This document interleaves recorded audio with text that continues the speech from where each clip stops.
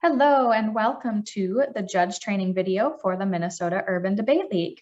The goal of this video is to give you an idea of what policy debate entails and to give you an idea of the general expectations and responsibilities of a judge while at a tournament. I'm going to begin by talking a little bit about what policy debate is. So policy debate consists of two teams that argue about a specific topic. One team is the affirmative team, the other team is the negative team. Each team is generally made up of two students. The students on the affirmative team are referred to as 1A and 2A, which stands for the first and second affirmative speaker. The students on the negative team are referred to as 1 and 2N, which stands for the first and second negative speaker. In policy debate, the debates follow a very specific structure, which we will talk about on the next slide.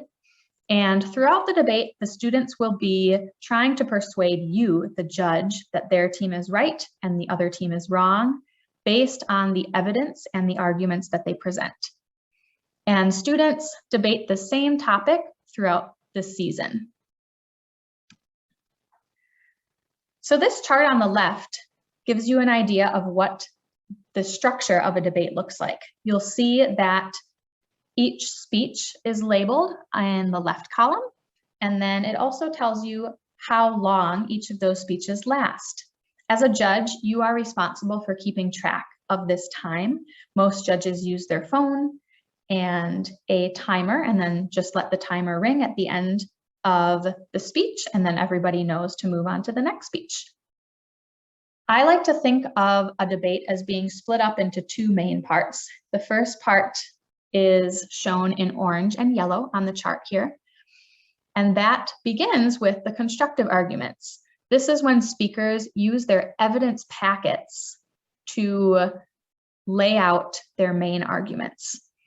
And after each constructive argument is a cross-examination. This is when somebody from the other team asks the person that just spoke questions to clarify what was just talked about and to also poke holes into those arguments.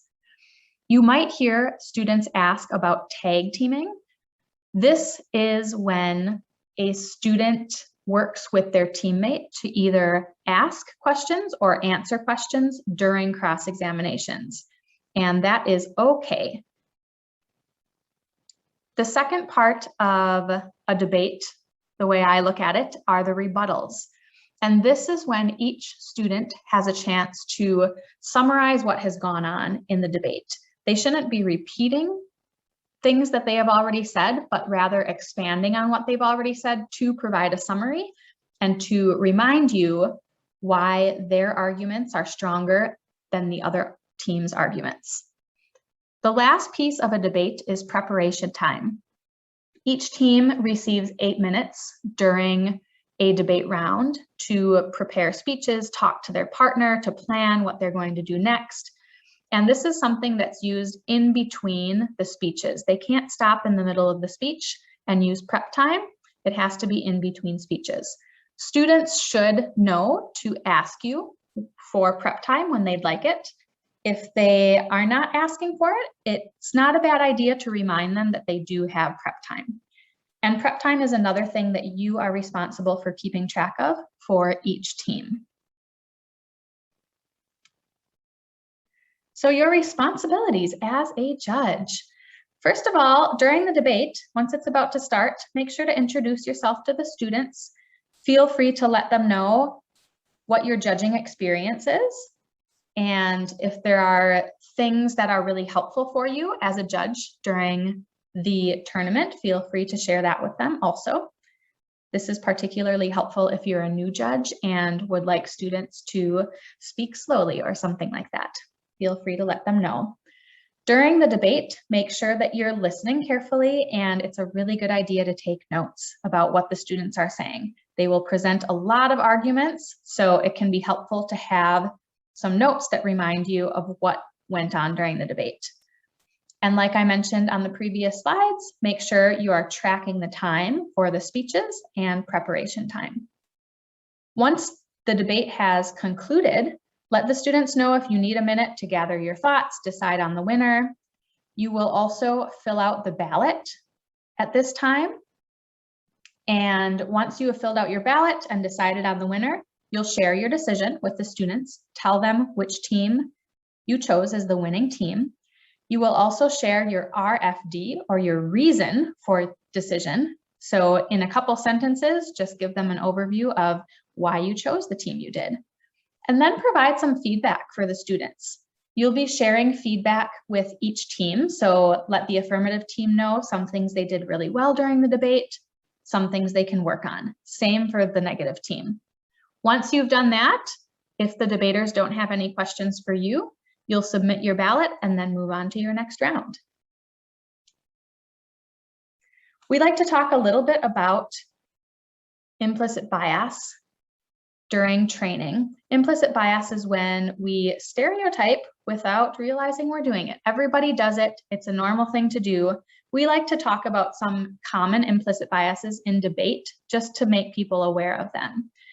So while you're in a debate, make sure that you are not scoring students on their clothing, on the pitch of their voice, whether or not they are acting quote unquote aggressively. Females tend to get more comments about aggressive behavior when they are really passionate about what they're saying.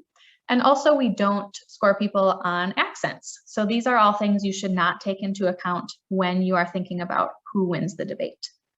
And then overall, during the debate, make sure that you're being inclusive, welcoming of everybody in the room, and make sure that you're encouraging students to do their best. And if they're making mistakes, remind them that that's okay. That's how they learn.